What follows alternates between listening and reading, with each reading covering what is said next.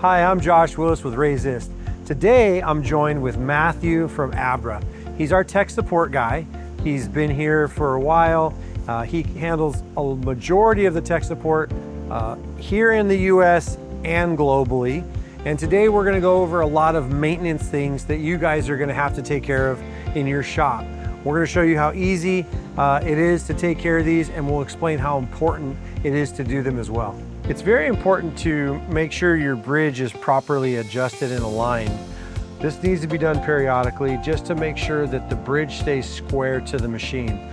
Matthew's going to show you exactly how that's done.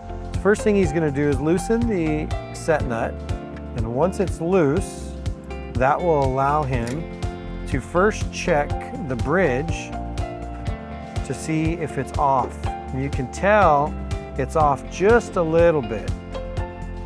He's going to check it, and when he sees that gap, he wants it to be tight. So then he'll go ahead and adjust the screw. Now he can pull it back to see. It still doesn't hit, so he's going to adjust it just a little bit more.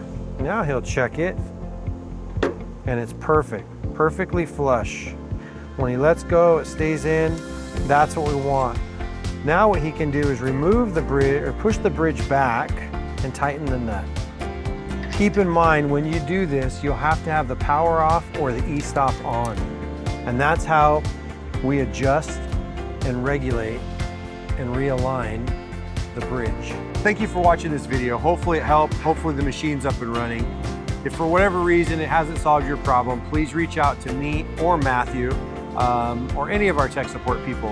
And we're happy to walk you through it and get this thing resolved and get your machine up and running. Thanks a lot. Have a great day.